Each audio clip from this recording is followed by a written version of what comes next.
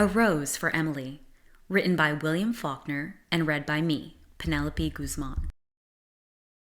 When Miss Emily Grierson died, our whole town went to her funeral. The men threw a sort of respectful affection for a fallen monument. The women, mostly out of curiosity to see the inside of her house, which no one, save an old manservant, a combined gardener and cook, had seen in at least 10 years. It was a big squarish frame house that had once been white, decorated with cupolas and spires and scrolled balconies in the heavily lightsome style of the 70s. Set on what had once been our most select street, but garages and cotton gins had encroached and obliterated even the august names of that neighborhood. Only Miss Emily's house was left, lifting its stubborn and coquettish decay above the cotton wagons and the gasoline pumps. An eyesore among eyesores. And now Miss Emily had gone to join the representatives of those august names where they lay in the cedar-bemused cemetery along the ranked and anonymous graves of Union and Confederate soldiers who fell at the Battle of Jefferson.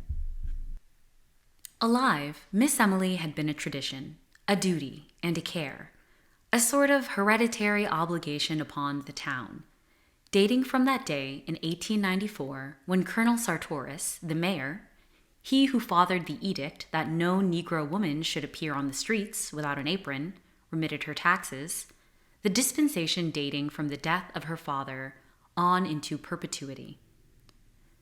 Not that Miss Emily would have accepted charity.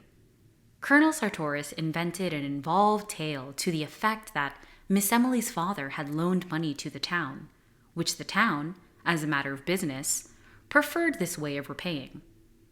Only a man of Colonel Sartoris's generation and thought could have invented it, and only a woman could have believed it. When the next generation, with its more modern ideas, became mayors and aldermen, this arrangement created some little dissatisfaction. On the first of the year, they mailed her a tax notice. February came, and there was no reply. They wrote her a formal letter asking her to call at the sheriff's office at her convenience.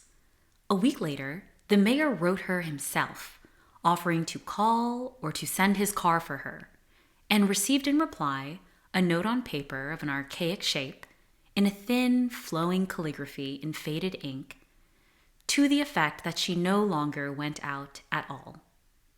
The tax notice was also enclosed, without comment. They called a special meeting of the Board of Aldermen. A deputation waited upon her, knocked at the door through which no visitor had passed since she ceased giving china painting lessons 8 or 10 years earlier. They were admitted by the old Negro into a dim hall from which a stairway mounted into still more shadow. It smelled of dust and disuse, a close, dank smell. The Negro led them into the parlor.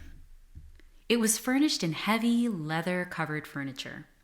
When the Negro opened the blinds of one window, they could see that the leather was cracked, and when they sat down, a faint dust rose sluggishly about their thighs, spinning with slow motes in the single sun ray.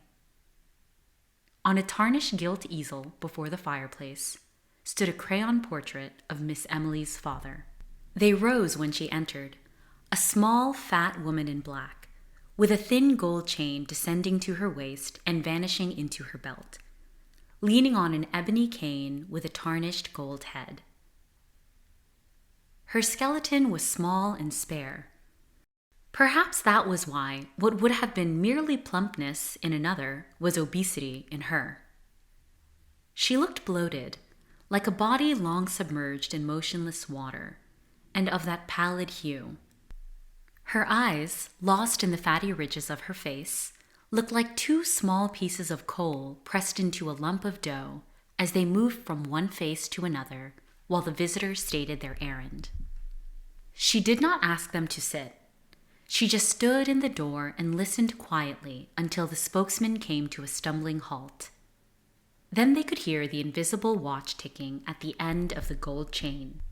Her voice was dry and cold. I have no taxes in Jefferson. Colonel Sartoris explained it to me. Perhaps one of you can gain access to the city records and satisfy yourselves. But we have. We are the city authorities, Miss Emily. Didn't you get a notice from the sheriff signed by him? I received a paper, yes, Miss Emily said. Perhaps he considers himself the sheriff. I have no taxes in Jefferson.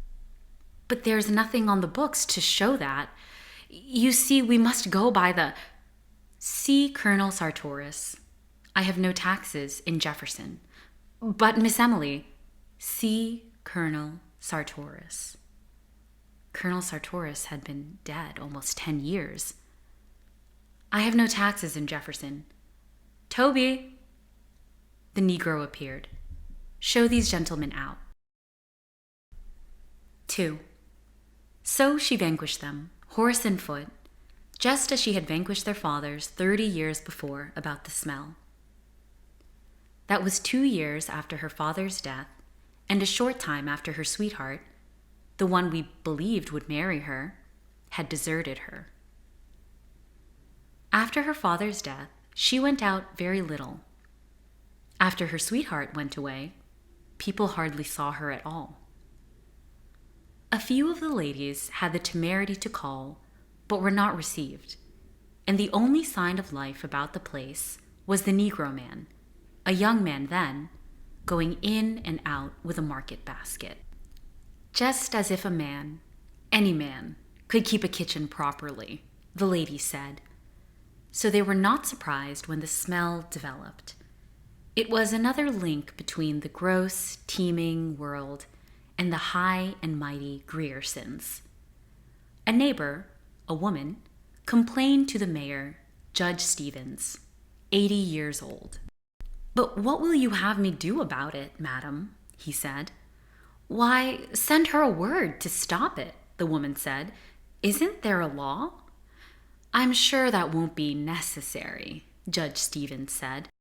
It's probably just a snake or a rat that N-word of hers killed in the yard. I'll speak to him about it. The next day, he received 2 more complaints. One from a man who came in diffident deprecation. We really must do something about it, Judge. I'd be the last one in the world to bother Miss Emily, but we've got to do something. That night, the Board of Aldermen met, 3 graybeards and 1 younger man, a member of the rising generation. It's simple enough, he said. Send her word to have her place cleaned up. Give her a certain time to do it in, and if she don't... Damn it, sir, Judge Stevens said. Will you accuse a lady to her face of smelling bad? So the next night, after midnight, 4 men crossed Miss Emily's lawn and slunk about the house like burglars, sniffing along the base of the brickwork and at the cellar openings, while one of them performed a regular sewing motion with his hand out of a sack slung from his shoulder. They broke open the cellar door and sprinkled lime there, and in all of the outbuildings. As they recrossed the lawn, a window that had been dark was lighted, and Miss Emily sat in it, the light behind her, and her upright torso motionless as that of an idol.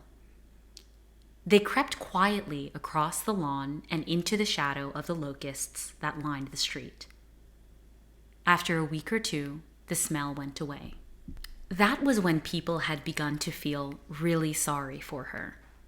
People in our town, remembering how old Lady Wyatt, her great aunt, had gone completely crazy at last, believed that the Griersons held themselves a little too high for what they really were. None of the young men were quite good enough for Miss Emily and such. We had long thought of them as a tableau. Miss Emily, a slender figure in white in the background. Her father, a spraddled silhouette in the foreground, his back to her and clutching a horsewhip. The 2 of them framed by the back-flung front door. So when she got to be 30 and was still single, we were not pleased exactly, but vindicated. Even with insanity in the family, She wouldn't have turned down all of her chances if they had really materialized.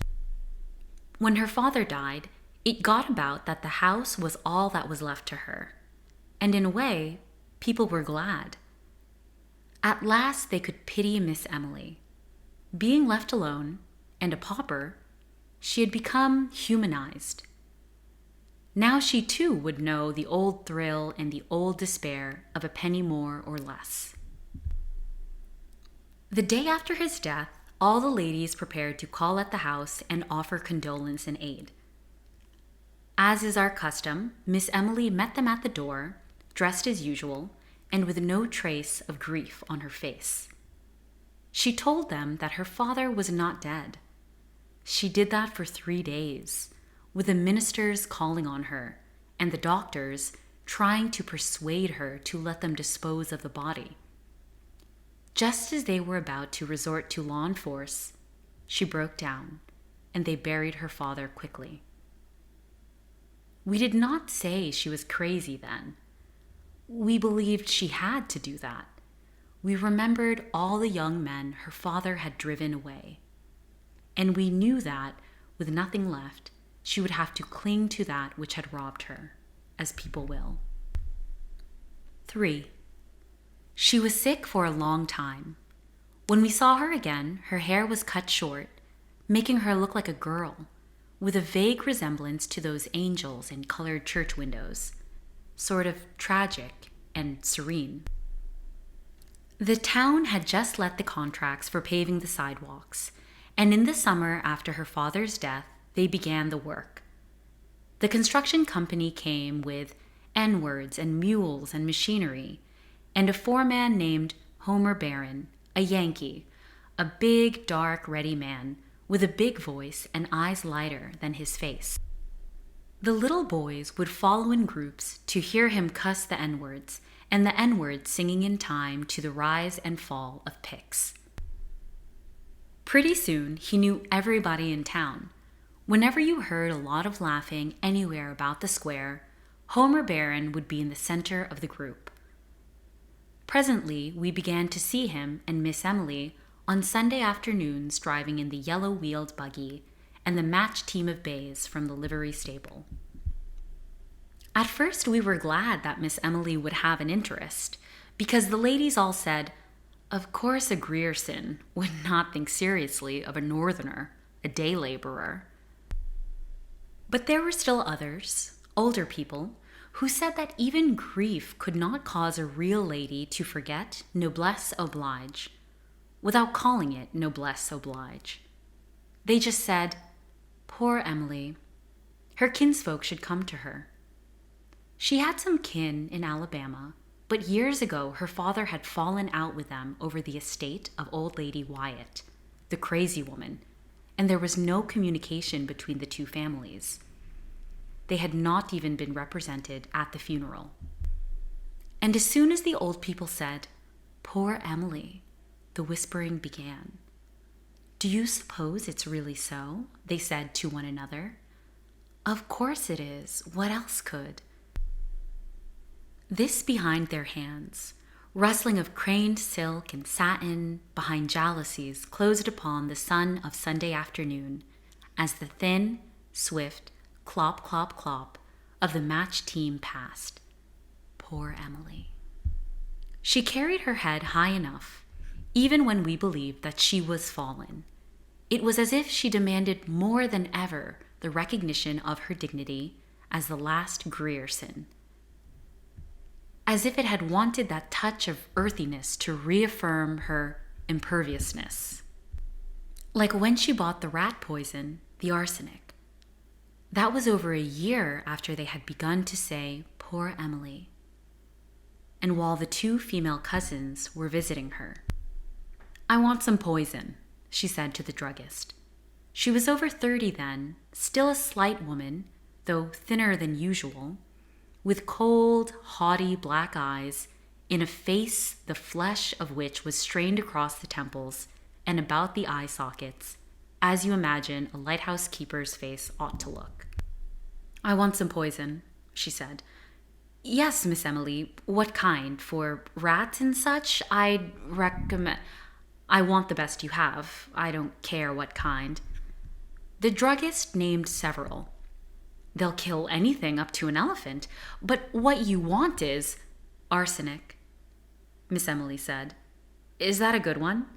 Is arsenic? Yes, ma'am, but what you want? I want arsenic. The druggist looked down at her. She looked back at him, erect, her face like a strained flag. Why, of course, the druggist said. If that's what you want, but the law requires you to tell me what you are going to use it for. Miss Emily just stared at him, her head tilted back in order to look him eye for eye, until he looked away and went and got the arsenic and wrapped it up. The Negro delivery boy brought her the package. The druggist didn't come back. When she opened the package at home, there was written on the box, under the skull and bones, for rats. 4. So the next day, we all said she will kill herself, and we said it would be the best thing. When she had first begun to be seen with Homer Barron, we had said she will marry him.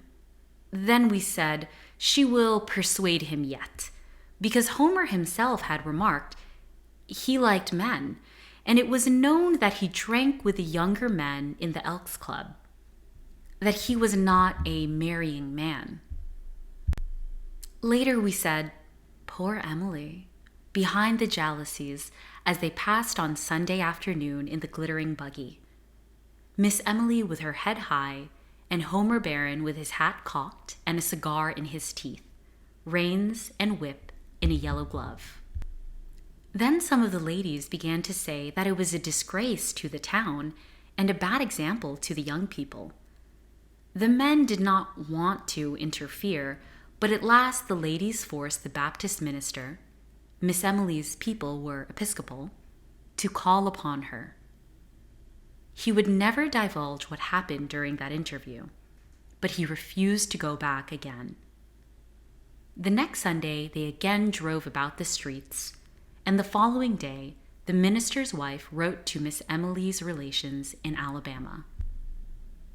So she had bloodkin under her roof again, and we sat back to watch developments. At first, nothing happened. Then we were sure that they were to be married. We learned that Miss Emily had been to the jeweler's and ordered a man's toilet set in silver, with the letters H.B. on each piece. 2 days later, we learned that she had bought a complete outfit of men's clothing, including a nightshirt. And we said, they are married. We were really glad. We were glad because the 2 female cousins were even more Grierson than Miss Emily had ever been. So we were not surprised when Homer Barron, the streets had been finished some time since, was gone. We were a little disappointed that there was not a public blowing off, but we believed that he had gone on to prepare for Miss Emily's coming, or to give her a chance to get rid of the cousins. By that time, it was a cabal, and we were all Miss Emily's allies to help circumvent the cousins. Sure enough, after another week, they departed. And as we had expected all along, within 3 days, Homer Barron was back in town. A neighbor saw the Negro man admit him at the kitchen door at dusk one evening. And that was the last we saw of Homer Barron, and of Miss Emily for some time. The Negro man went in and out with a market basket, but the front door remained closed. Now and then we would see her at a window for a moment, as the men did that night when they sprinkled the lime, but for almost 6 months she did not appear on the streets. Then we knew that this was to be expected too. as if that quality of her father, which had thwarted her woman's life so many times, had been too virulent and too furious to die. When we next saw Miss Emily, she had grown fat and her hair was turning gray. During the next few years, it grew grayer and grayer until it attained an even pepper and salt iron gray when it ceased turning. Up to the day of her death at 74, it was still that vigorous iron gray, like the hair of an active man. From that time on, her front door remained closed, save for a period of 6 or 7 years when she was about 40, during which she gave lessons in china painting. She fitted up a studio in one of the downstairs rooms where the daughters and granddaughters of Colonel Sartoris's contemporaries were sent to her with the same regularity and in the same spirit that they were sent to church on Sundays, with a 25-cent piece for the collection plate. Meanwhile, her taxes had been remitted. Then the newer generation became the backbone and the spirit of the town, and the painting pupils grew up and fell away and did not send their children to her with boxes of color and tedious brushes and pictures cut from the ladies' magazines. The front door closed upon the last one and remained closed for good. When the town got free postal delivery, Miss Emily alone refused to let them fasten the metal numbers above her door and attach a mailbox to it. She would not listen to them. Daily, monthly, yearly, we watched the Negro grow grayer and more stooped, going in and out with the market basket. Each December, we sent her a tax notice, which would be returned by the post office a week later, unclaimed. Now and then, we would see her in one of the downstairs windows. She had evidently shut up the top floor of the house, like the carven torso of an idol in a niche, looking or not looking at us, we could never tell which. Thus she passed from generation to generation, dear, inescapable, impervious, tranquil, and perverse. And so she died, fell ill in the house filled with dust and shadows, with only a doddering Negro man to wait on her. We did not even know she was sick. We had long since given up trying to get any information from the Negro. He talked to no one, probably not even to her, for his voice had grown harsh and rusty, as if from disuse. She died in one of the downstairs rooms, in a heavy walnut bed with a curtain, her gray head propped on a pillow yellow and moldy with age and lack of sunlight. 5.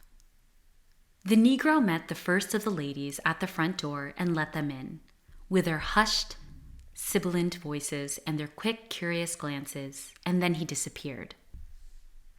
He walked right through the house and out the back and was not seen again. The 2 female cousins came at once.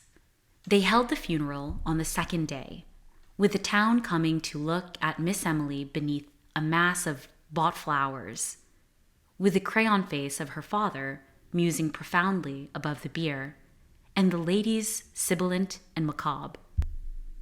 And the very old men, some in their brushed Confederate uniforms, on the porch and the lawn, talking of Miss Emily as if she had been a contemporary of theirs, believing that they had danced with her and courted her perhaps, confusing time with its mathematical progression, as the old do, to whom all the past is not a diminishing road, but instead a huge meadow which no winter ever quite touches, divided from them now by the narrow bottleneck of the most recent decade of years. Already we knew that there was one room in that region above stairs which no one had seen in 40 years, and which would have to be forced, They waited until Miss Emily was decently in the ground before they opened it. The violence of breaking down the door seemed to fill this room with pervading dust.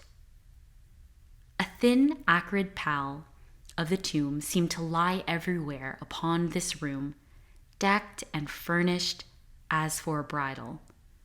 Upon the valance curtains of faded rose color, upon the rose-shaded lights, upon the dressing table, upon the delicate array of crystal, and the man's toilet things backed with tarnished silver so tarnished that the monogram was obscured. Among them lay a collar and tie, as if they had just been removed, which, lifted, left upon the surface a pale crescent in the dust. Upon a chair hung the suit, carefully folded. Beneath it, the 2 mute shoes and the discarded socks. The man himself lay in the bed. For a long while, we just stood there, looking down at the profound and fleshless grin. The body had apparently once lain in the attitude of an embrace, but now the long sleep that outlasts love, that conquers even the grimace of love, had cuckolded him. What was left of him, rotted beneath what was left of the nightshirt, had become inextricable from the bed in which he lay. And upon him, and upon the pillow beside him, lay that even coating of the patient and biding dust. Then we noticed that in the second pillow was the indentation of a head. One of us lifted something from it, and leaning forward, that faint and invisible dust, dry and acrid in the nostrils, we saw a long strand of iron gray hair.